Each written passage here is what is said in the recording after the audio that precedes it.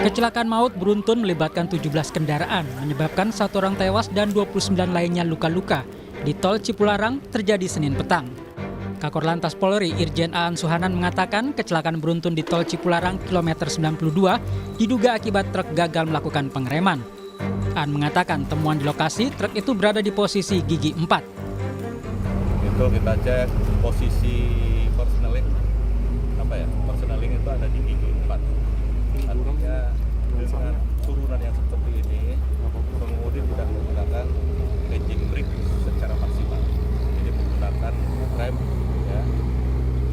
Kemungkinan ya bisa gagal rem block. Okay. Menurut pengakuan salah satu korban selamat yang dirawat di IGD Rumah Sakit Abdul Razak Purwakarta, saat kejadian kondisi jalan tengah diguyur hujan.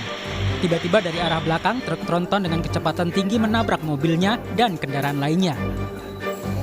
Di saat itu saya lagi berhenti karena ada perbaikan jalan kan, jalanannya itu macet. Jadi saya berhenti. Pas saya mau megang HP, itu tiba-tiba dari belakang itu menghantam mobil saya. Jadi posisinya itu yang dihantam duluan kayaknya mobil saya. Oh, yang pertama itu mobil ibu dulu gitu. Karena posisinya di saat itu nggak ada kecelakaan. Polisi sudah menggelar olah tempat kejadian perkara untuk mencari penyebab pasti kecelakaan ini. Tim Liputan Kompas TV. Bagaimana hasil olah TKP kecelakaan beruntun di tol Cipularang? Apakah dugaan sementara penyebab kecelakaan ini? Sudah ada jurnalis Kompas TV, Fida Alatas bersiap di Bandung, Jawa Barat. Apakah dugaan sementara karena remblong, Fida? Loh, kok aku nggak ada suara?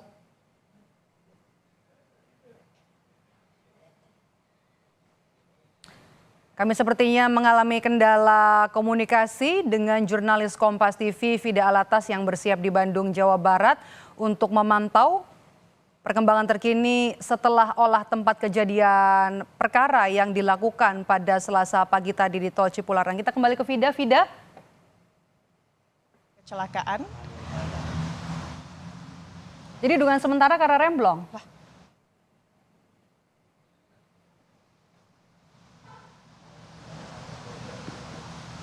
Ya, Maidop dan juga saudara, untuk update korban yang hingga siang hari tadi ini masih ditangani di Rumah Sakit Abdul Razak Purwakarta. Hingga siang tadi ini total ada 22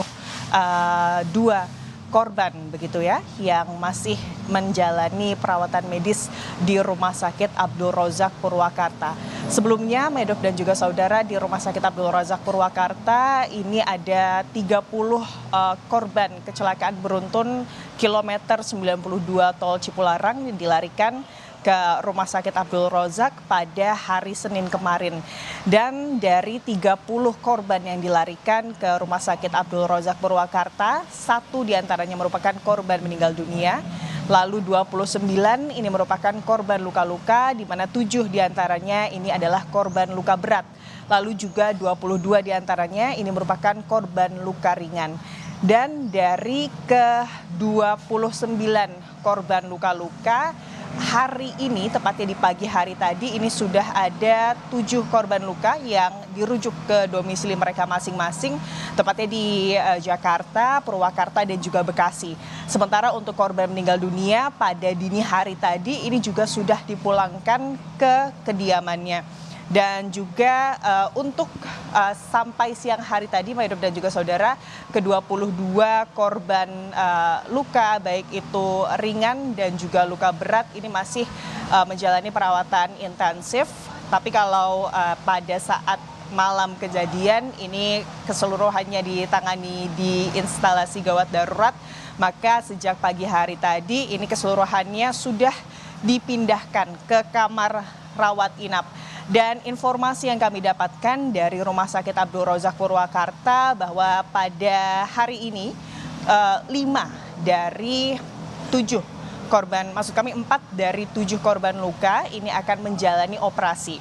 Operasi yang akan dijalani ini adalah terkait operasi penanganan luka pada kepala.